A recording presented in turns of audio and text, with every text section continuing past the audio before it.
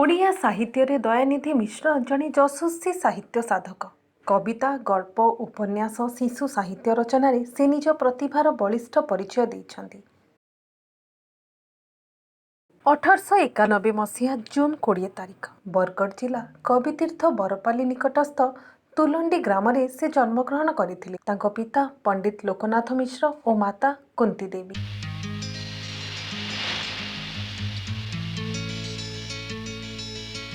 ଛାତ୍ର ଜୀବନରୁ ତାଙ୍କ ପ୍ରତିଭା ପ୍ରସ୍ଫୁଟିତ ହୋଇ କଟକ ରେଭେନ୍ସା କଲେଜରେ BA ଶ୍ରେଣୀରେ ଅଧ୍ୟୟନ କାଳରେ ସେ ଲେଖିଥିଲେ ସାମାଜିକ ଉପନ୍ୟାସ ନୟନତାରା।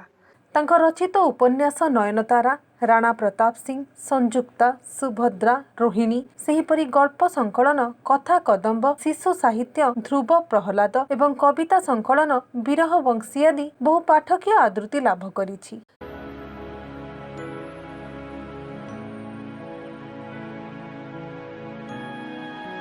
ସ୍ୱଭାବ କବି ଗଙ୍ଗାଧର ମେହେରଙ୍କ ସହ ତାଙ୍କ ଘନିଷ୍ଠ ସମ୍ପର୍କ ଥିଲା। ଗଙ୍ଗାଧର ଓ ଦୟାନିଧିଙ୍କ ମଧ୍ୟରେ ପତ୍ରାଳାପ ହେଉଥିଲା। ଏବେ ବି ସେ ଚିଠିଗୁଡ଼ିକ ଓଡ଼ିଆ ସାହିତ୍ୟର ଅମୂଲ୍ୟ ସମ୍ପଦ ହୋଇ ରହିଛି। ଦୟାନିଧି ମିଶ୍ରଙ୍କ ସହିତ ମୋର ପ୍ରପିତାମହ ସ୍ୱଭାବ କବି ଗଙ୍ଗାଧର ମେହେରଙ୍କ ସମ୍ପର୍କ ଥିଲା ଅତ୍ୟନ୍ତ ନିବିଡ଼। ଦୟାନିଧି ମିଶ୍ର ଯେଉଁ ଚିଠିପତ୍ର ଦେଇଛନ୍ତି ଗଙ୍ଗାଧରଙ୍କୁ, ସେ ଚିଠିକୁ ଛୋଟବେଳରୁ ଏପର୍ଯ୍ୟନ୍ତ ମୁଁ ଛୁଇଁ ଆସୁଛି ଏବଂ ତା ଭିତରେ ଅନୁଭବ କରୁଛି ତାଙ୍କ ହୃଦୟର ପରିସ୍ପନ୍ଦନକୁ। ପଢ଼ୁଥିଲି IA ଶ୍ରେଣୀରେ ପଢ଼ିଲା ବେଳେ ତାଙ୍କର ନୟନତାରା ଉପନ୍ୟାସ, ପରବର୍ତ୍ତୀ ସମୟରେ ଅନ୍ୟାନ୍ୟ ତାଙ୍କର ବିରହ ବଂଶୀ କଥା କଦମ୍ବ ପଢ଼ିବାର ସୁଯୋଗ ପାଇଲି। କିନ୍ତୁ ଯେଭଳି ଭାବରେ ଦୟାନିଧି ମିଶ୍ର ଓଡ଼ିଆ ସାହିତ୍ୟରେ ଚର୍ଚ୍ଚିତ ହେବା କଥା, ତାହା ଏପର୍ଯ୍ୟନ୍ତ ହୋଇପାରିନଥିବା ଦୁଃଖର ବିଷୟ।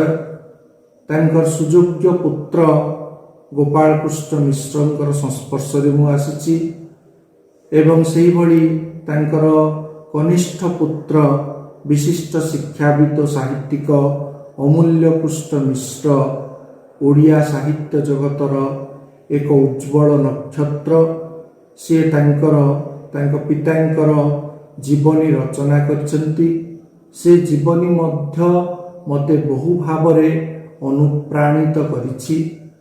ଦୟାନିଧି ମିଶ୍ରଙ୍କର ଯଦି ଏକ ପ୍ରତିମୂର୍ତ୍ତି ପ୍ରତିଷ୍ଠିତ ହୁଅନ୍ତା ରାଜଧାନୀ ଭୁବନେଶ୍ୱରରେ, ତାହେଲେ ତାଙ୍କ ପ୍ରତି ଗଭୀର ଶ୍ରଦ୍ଧାଞ୍ଜଳି ଅର୍ପଣ କରାଯାଇପାରନ୍ତା। ମୁଁ ବର୍ତ୍ତମାନ ଫକୀରମୋହନ ବିଶ୍ୱବିଦ୍ୟାଳୟର ସ୍ନାତକୋତ୍ତର ଭାଷା ଓ ସାହିତ୍ୟ ବିଭାଗର ମୁଖ୍ୟ ଭାବରେ ଏ ବିଭାଗ ତରଫରୁ ତାଙ୍କର ସ୍ୱର୍ଗତ ଆତ୍ମା ପ୍ରତି ଶ୍ରଦ୍ଧାଞ୍ଜଳି ଅର୍ପଣ କରୁଛି ଏବଂ ସେପରି ସ୍ୱଭାବ କବି ଗଙ୍ଗାଧର ମେହେରଙ୍କ ପରିବାର ତରଫରୁ ମଧ୍ୟ ଗଭୀର ଶ୍ରଦ୍ଧାଞ୍ଜଳି ନିବେଦନ କରୁଛି। ସାହିତ୍ୟିକ ଦୟାନିଧି ମିଶ୍ରଙ୍କ ଗଳ୍ପ ଉପନ୍ୟାସ ଗୁଡ଼ିକ ଇତିହାସ ଓ ସାମାଜିକ ପ୍ରସଙ୍ଗ ଉପରେ ଆଧାରିତ। ଜାତୀୟତାବାଦ, ଦେଶପ୍ରେମ, ସାମାଜିକ କୁସଂସ୍କାର ଦୂରୀକରଣ ଓ ମାନବିକତାର ସ୍ୱର ପ୍ରତିଫଳିତ ତାଙ୍କ ସାହିତ୍ୟ କୃତିରେ। ସେ ଜଣେ ଦକ୍ଷ ସମ୍ପାଦକ ମଧ୍ୟ। ତାଙ୍କ ବଳିଷ୍ଠ ସମ୍ପାଦନାରେ ମୁକୁର, ଆଶା, ନବଯୁଗ ଆଦି ପତ୍ରିକା ପ୍ରକାଶ ପାଉଥିଲା।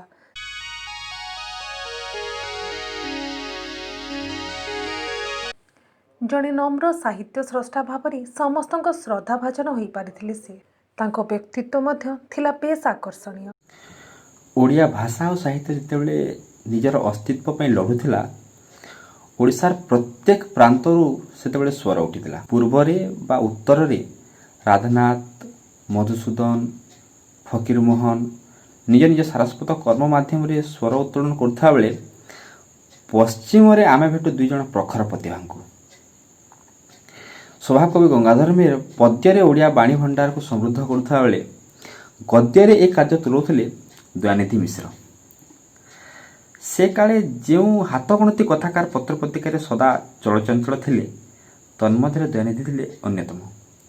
ଖୁବ୍ କମ୍ ଲୋକ ଜାଣନ୍ତି ତାଙ୍କର ସଂଯୁକ୍ତା ଉପନ୍ୟାସ ସେତେବେଳେ ପାଟଣା ବିଶ୍ୱବିଦ୍ୟାଳୟର IA କ୍ଲାସ୍ର ଆଉ ରାଣା ପ୍ରତାପ ସିଂ, এই ଉପନ୍ୟାସଟା ମାନ୍ଦ୍ରାଜର ଏକ ସ୍କୁଲର ଫାଇନାଲ କ୍ଲାସର ପାଠ୍ୟପୁସ୍ତକ ରୂପେ ନିର୍ବାଚିତ ହୋଇଥିଲା ସେ ସମୟରେ। ଏଇଥିରୁ ଆମେ ଅନୁମାନ କରିପାରୁଥିବା ଯେ ସେହି ସମୟରେ ଦୟାନିଧି ମିଶ୍ର ଓଡ଼ିଆ ସାହିତ୍ୟକୁ କେଉଁ ସ୍ତର ଯାଏଁ ନେଇ ଯାଇପାରିଥିଲେ।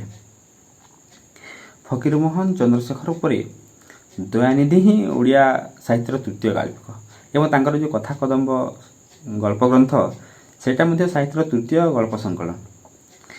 ଏତେ ସବୁ ସତ୍ତ୍ୱେ ସେ ଆଜି ଅନାଲୋଚିତ ହୋଇକି ରହିଯିବାଟା ଆମର ସାରସ୍ୱତ କର୍ତ୍ତବ୍ୟ ପ୍ରତି ଏକ ପ୍ରଶ୍ନବାଚୀ ସୃଷ୍ଟି କରୁଛି ସତରେ। ତେବେ ସେ ଯାହା ହଉ, ଆଜି ତାଙ୍କର ଜନ୍ମ ଜୟନ୍ତୀରେ ମୁଁ ହୃଦୟରୁ ତାଙ୍କୁ ଭକ୍ତିପୂତ ପ୍ରଣାମ ଜଣାଉଛି।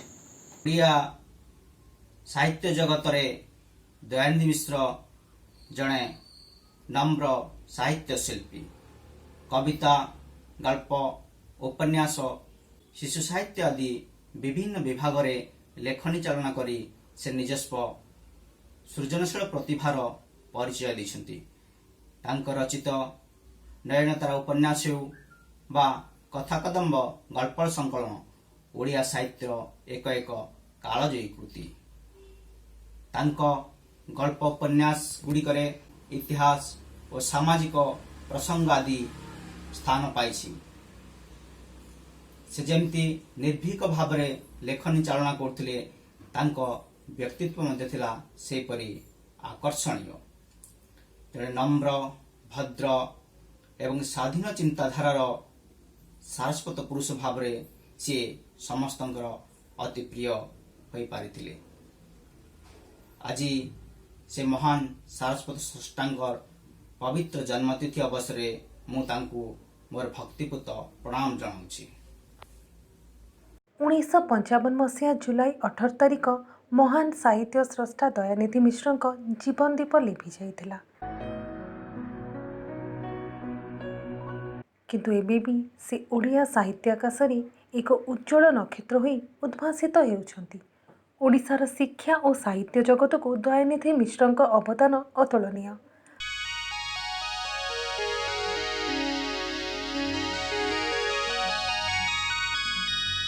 ଆଜି ପବିତ୍ର ଜୟନ୍ତୀ ଅବସରରେ ସାହିତ୍ୟ ଶିଳ୍ପୀ ଦୟାନିଧି ମିଶ୍ରଙ୍କୁ ଆମର ଭକ୍ତିପୂତ ଶ୍ରଦ୍ଧାଞ୍ଜଳି ଅର୍ପଣ କରୁଛୁ।